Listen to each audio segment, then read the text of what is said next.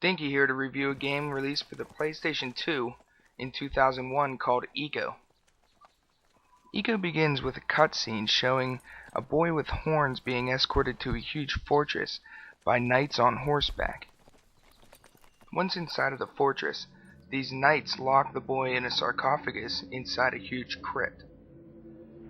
They believe that since he was born with horns, he's an evil omen for their village.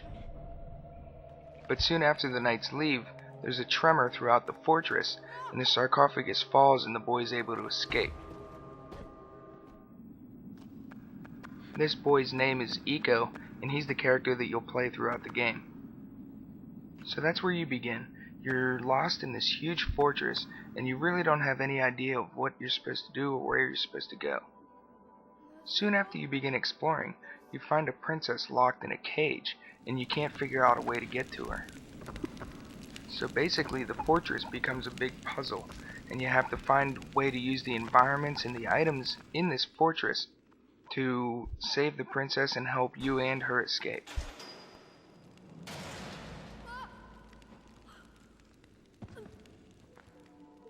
Even though this game has a traditional storyline of a boy meets a girl and has to save her or save the princess, it has an extremely unique way of carrying it out that makes the game feel a lot different than any other games that I've played before. When the princess is freed, you realize that the two of you speak two different languages and are unable to communicate. This helps create a very subtle connection that grows between the characters throughout the game, and it's one of the many things that makes Ico one of my favorite games on the PlayStation 2. Ico has plenty of enemies in the game, and basically they're these shadow creatures that come out of the fortress and try to capture the princess from you. Hopefully you can defeat the monsters before they get a hold of the princess, but if you don't, they'll grab the princess and try and take her through a portal in the floor. And what you have to do is you have to go up and grab her hand and pull her out of the portal, and then continue to fight off the monsters. As I played through the game, I realized that the monsters weren't a huge focus.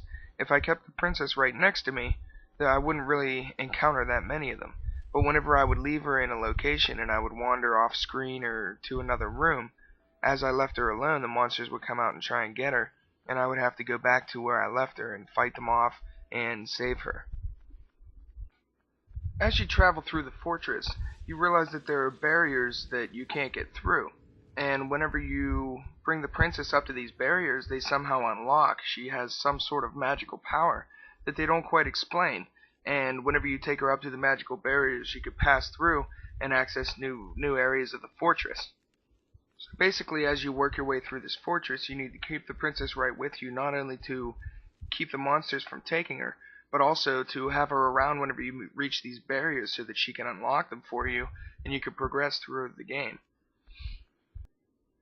I think this helped build a stronger relationship between the two characters, and the princess was so almost oblivious to what was going on, and sometimes she couldn't protect herself at all, and if you weren't there, she definitely would have been taken back into the fortress and captured again. So it really made you feel that you really needed to be there in order to protect her. Ico is definitely difficult enough to make you really have to think, but it's not too hard that it'll be frustrating and too hard to complete the game. The last thing about Ico that I'd like to go over is the detail and complexity that the fortress had.